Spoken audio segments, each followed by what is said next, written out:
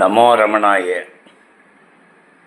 சந்தோஷம் சந்தோஷம் சந்தோஷம், இதுதான் தலைப்பு. ரமணனோடு இருந்தால் எப்போதுமே சந்தோஷம் சந்தோஷம் சந்தோஷம். நான் எப்போதும் சந்தோஷமாக இருக்கிறேன். ஏன் தெரியுமா? நான் பகவானோடு இருக்கிறேன். பகவான் சத்தியம், ஞானம், அனந்தம், ஆனந்தம். பகவான் ஆனந்தமாக இருக்கிறார், நம்மையும் ஆனந்தமாக இருக்க சொல்லி இருக்கிறார். அதனால் நான் எப்போதும் ஆனந்தமயமாக இருக்கிறேன், நான் எப்போதும் சந்தோஷமாக இருக்கிறேன்.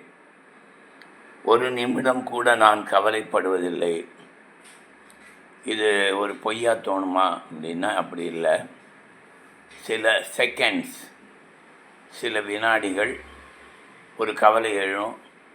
ஆனால் அடுத்த நிமிஷம் பகவான் என்ன சொல்லியிருக்கார்?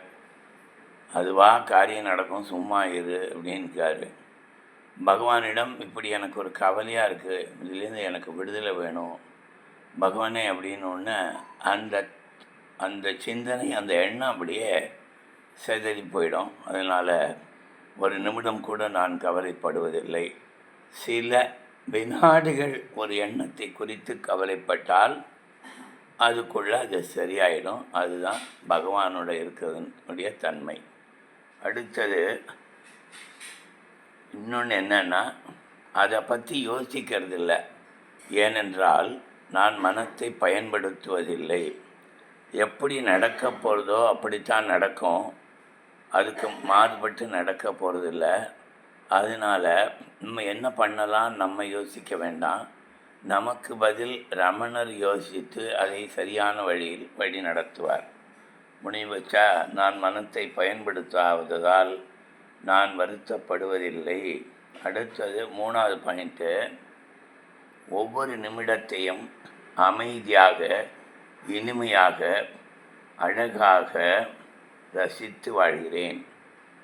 ரசகாவை சகா அப்படின்னு வேதம் சொல்கிறது. இதுக்கு என்ன அர்த்தம் அப்படின்னா, வாழ்க்கை ரசமயமானது, அனுபவிடாங்கிறான். தமிழில் புறநானூறு பாடல், இன்னாது அம்மா உலகம், இந்த உலகம் ரொம்ப மோசமானது, இனிய காண்க இதன் இயல்புணர்ந்தோரை.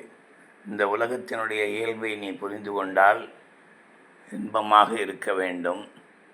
அதில் எல்லாற்றிலும் இன்பத்தையே பார். சுற்று வட்டாரத்தில் நடப்பதை அதிகமாக பார்க்காதே, எல்லாவற்றையும் உதாசீனம் படுத்திவிடு.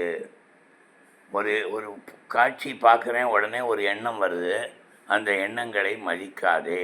இதுதான் சந்தோஷமாக இருக்கிறதுக்கு இன்னொரு காரணம். எண்ணங்களை நான் மதிப்பதில்லை. ஆனால் என்ன செய்வது, எண்ணங்கள் எழுந்து கொண்டிருக்கிறது.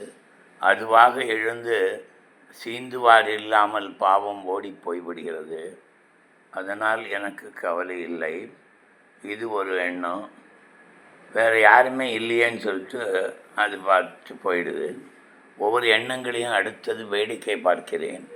இந்த மனசுக்குள்ளே எத்தனை எண்ணம் தான் வரும்னு நான் வேடிக்கை பார்க்குறேன். It's also making me happy. சிக்க முடிகிறது. என்னுடைய மனத்தில் எழுகின்ற எண்ணங்களை எல்லாம் நான் அமைதியாக, அழகாக, இனிமையாக ரசிக்கிறேன். இது 3வது பாயிண்ட்டு. 4வது பாயிண்ட்டு, ரமணங்கிட்ட சரணடைஞ்சாச்சு, அவன் என்ன பண்ண போகிறானோ தெரியாது.